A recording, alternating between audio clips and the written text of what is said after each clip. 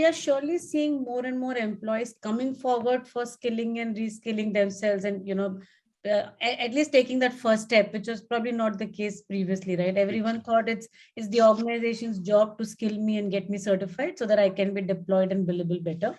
So I'm that's what some of our surveys have shown. But and Kirti, you had mentioned about 60 to 70% of the skilling and reskilling was initiated by organizations, right? But the balance 30-40% have been by employees. So it's not that anyone is sitting idle and not upskilling. And we've seen almost 80-85% of employees specific to the IT sector actually making an effort to upskill and move to the next level. So has that shift been seen in your organizations as well? And Kirti, to your point, even in your surveys, if you have any data point. Sorry. So in terms of to this 30% that you're talking about, of which is the skilling that is happening outside the ecosystem, there is just so much going on in the skilling ecosystem. It makes my head hurt because there's just so much going on. Sometimes you wonder, is it too much? Because everybody knows that it's important.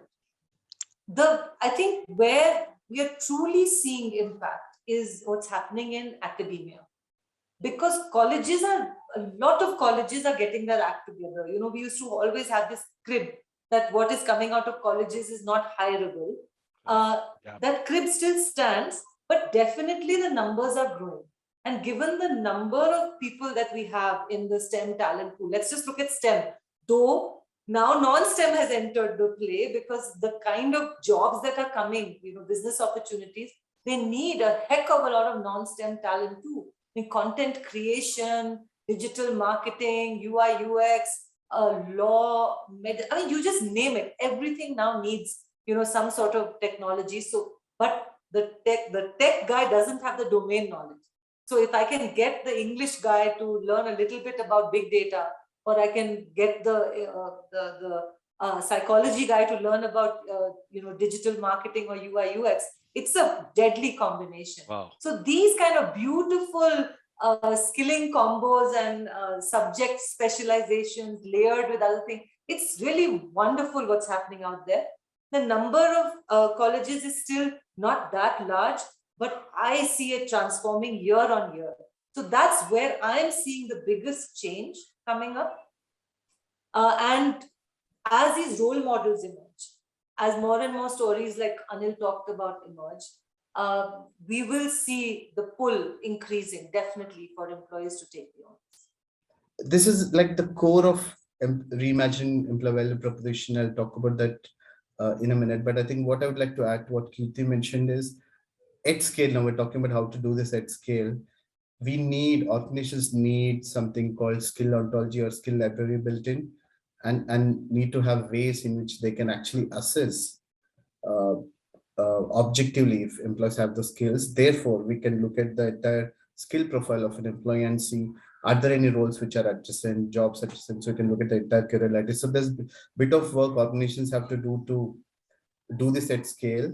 Now, many platforms out there have skills library or equivalent of a skill catalog, so on and so forth, but organizations need to spend a lot of time bringing entire HR value stream together. But the idea I'm presenting is more a narrative at the core of it. And I believe the reimagined employee value proposition is a promise we make to a current employee or a potential employee. And for me, at the core of it, it has two promises. The first promise is, if you come and work with us, or if you continue to stay with us, the first promise is we will continue developing you. And the second promise is we'll continue engaging you. That's like the very broad level. And the approach I'm presenting here is borrowing from the technology itself, where we use the term full stack so much. I'm going to use it loosely to say, hey, and this is how organizations can play it out, saying, if you choose to stay with us or continue to work with us, join us, our commitment is we're going to develop you as a full stack professional. And this goes back to the PI model Keith was mentioning. So we're not just going to develop you in your technical or functional skills, but we're also going to invest in your behavioral and leadership skills, that also skills of future in terms of, I call them meta skills. So meta skills are like skills which need a lifetime to learn and will actually pivot for a lifetime. For example, resilience, learning agility, so on and so forth, ability to solve problems, right?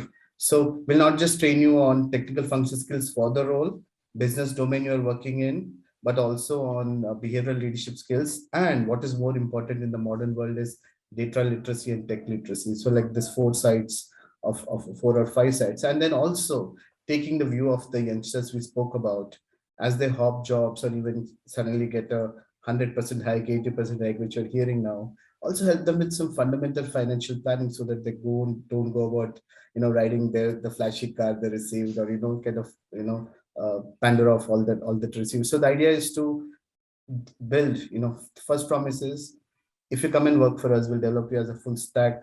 You can replace the word professional with anything.